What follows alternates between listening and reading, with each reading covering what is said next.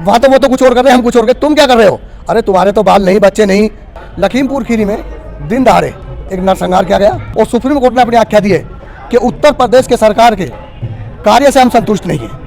जो विपक्ष के लोग गए हुए थे उन्हें उठाकर बिना एफआईआर बाद में करती है, अरेस्ट पहले कर देती है। तो उससे पहले जांच पूछ ली जाती है, उसके बाद उसका प्रार्थना पत्र लिया जाता है।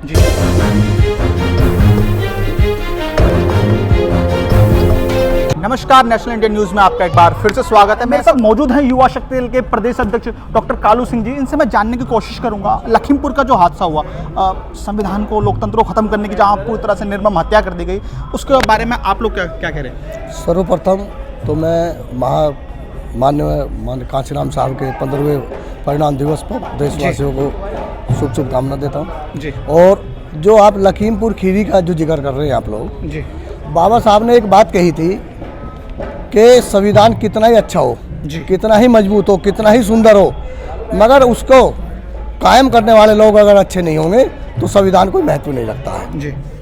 लखीमपुर खीरी में दिन दहाड़े एक नरसंहार किया गया जी। और जो राज्य गृह मंत्री हैं उनके जो लड़के हैं उसको पुलिस ऐसे निमंत्रण भेज रही है जी। दो बार नोटिस देकर कि जैसे किसी का दावतनामा आ रहा हो कि आप आइए, आपकी दावत है जी। पुलिस कोई काम नहीं कर रही है। क्योंकि काम इसलिए नहीं कर रही है क्योंकि केंद्र में भी वही लोग हैं और राज्य में भी वही लोग हैं जी। वो संविधान की धज्जियां उड़ा रहे हैं। और इस देश का मजदूर वर्ग, कमजोर वर्ग, किसान वर्ग, जो अन्नदाता है इस देश का, वो 10-10, 11-11 महीने से देश के अन्नदाता सड़क पर बैठा हुआ है, मगर सरकार की आंख नहीं खुल रही है। तो इसमें लखीमपुर खीरी का जो मामला है जी। इस पर विपक्ष और सभी लोग और युवा शक्ति दल के लोग भी, हमारे भी वहाँ कार्यकर्ता गए हुए हैं, मगर अभी तक सरकार का कोई स्पष्टीकरण नहीं आ रहा।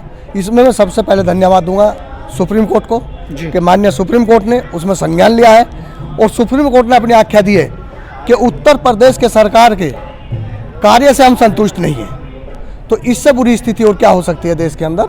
और फिर भी लोग जो अभी मेरे पत्रकार साहब कह रहे थे कि ब्राह्मणवाद, जी ब्राह्मणवाद नहीं, ये जिस लोगों की आपराधिक मानसिकता होती है जी, वो ब्राह्मणवाद हो, कोई भी वाद हो, अपराधी की कोई जात बिरादरी नहीं होती है, उसकी मानसिकता गलत है उनकी, तो इसलिए अपनी मानसिकता, तुच्छ मानसिकता से वो लोग राजनीति कर रहे हैं। इसमें एक नया पेच निकल के आता है।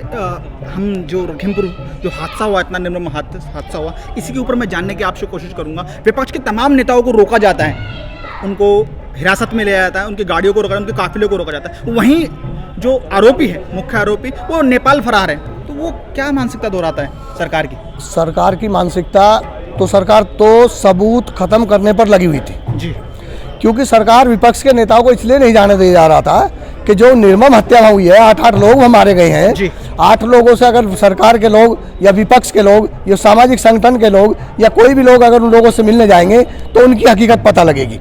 मगर सरकार उस मामले को खत्म कर जो विपक्ष के लोग गए हुए थे उन्हें उठाकर बिना एफआईआर बाद में करती है, अरेस्ट पहले कर देती है। जो अरेस्ट करना चाहिए उसको दावतनामा भेजती है, उसको बचाव कर रही है। क्यों? तो सरकार की जो मानसिकता है वो अच्छी नहीं है। और इस देश के अंदर बाबा साहब का अगर संविधान नहीं होता तो इस देश के अंदर चाय बेचने वाला प्रधानमंत्री नहीं होता।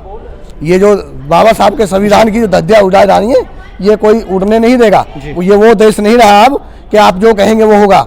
इस देश के अंदर बाबा साहब का संविधान चलता है। अरेस्ट होगा, अब नहीं होगा तो कुछ दिन बाद होगा, अरेस्ट तो इन्हें करना ही पड़ेगा। 22 के चुनाव नज़दीक हैं, यहाँ पर तमाम जो पार्टियां हैं वो अपनी अपनी साठगांठ और पेंच के साथ उत्तर प्रदेश की तरफ देख रही है। क्या लगता है आपको इस बार इस मूवमेंट से किस प्रकार हम लोग विजय हासिल करेंगे? अभी जो 22 में जो चुनाव है जी, देश में तराही मची हुई है। उत्तर प्रदेश के अंदर तराही मची हुई है। हत्याएं, लूट, बलात्कार, दुनिया भर की घटनाएं बढ़ती जा रही हैं। और तो और इस देश के अंदर अगर कोई बहुजन समाज का आदमी थाने के अंदर जाता है तो उससे पहले जांच पूछ ली जाती है, उसके बाद उसका प्रार्थना पत्र लिया जाता है। तो ऐसे लोगों से हम क्या न्याय की उम्मीद कर सकते हैं? और 2022 में आने वाले चुनाव में सरकार को जनता वो मुंह तोड़ जवाब देगी कि सरकार को खुद पता लग जाएगा होना क्या है। और इस बहुजन समाज की सरकार 2022 में अवश्य आएगी। आपने बताया कि तमाम जो सरकारें हैं वो जाति धर्म विशेष को बढ़ावा दे रही है, उसी पे कानून भी बन रहा है। तो मैं क्या आप भी इस बात को मानते हैं कि जो सत्ता में बैठे लोग हैं, जो तमाम जो केंद्र की सरकार है, वो किसी एक जाति विशेष धर्म पे कानून बनाती है? बिल्कुल बना रही है और उसी के हिसाब से काम हो? बिल्कुल। सरकार का देख लीजिए आप, कुछ दिन पहले लखनऊ के अंदर एक नितिन तिवारी नाम के लड़के का मर्डर हुआ, व्यक्ति का। सरकार ने 1 करोड़ रुपए दे दिया। अब ये पूछे सरकार से कि कौन सी कारगिल की लड़ाई लड़ने गए थे वहाँ रात को 12 बजे? जो लोग शहीद हो रहे हैं, जिन लोगों पर गाड़ियाँ चढ़ाई जा रही हैं, उनको 45 लाख रुपए देकर उनकी कीमत लगाई जा रही है और उनको सरकारी नौकरी नहीं दी जा रही है। दुनिया भर के कटौती की जा रही है इस देश के अंदर। इसी उत्तर प्रदेश से हमारा सटा हुआ देश है दिल्ली प्रदेश। दिल्ली प्रदेश में अब बिजली लोगों को फ्री दी जा रही है, पानी फ्री दी जा रहा है। इस देश के अंदर 5.5 रुपए से लेकर 7 रुपए तक की यूनिट दी जाती है और कहे जाता है कि वहाँ तो वो तो कुछ और कर रहे हैं, हम कुछ और कर। तुम क्या कर रहे हो? अरे तुम्हारे तो बाल नहीं, बच्चे नहीं, तुम तो साधु संत आदमी हो, तुम्हें तो देश का देखना चाहिए, मगर ये देश को नहीं देख रहे हैं। ये अपने समाजवाद को और अपने जो लोग इनके करीबी हैं उन लोगों को देख रहे हैं। जैसे कि अभी एक कातिल के लड़के को बचाया जा रहा है। ये देश के सामने जीता जागता उदाहरण है।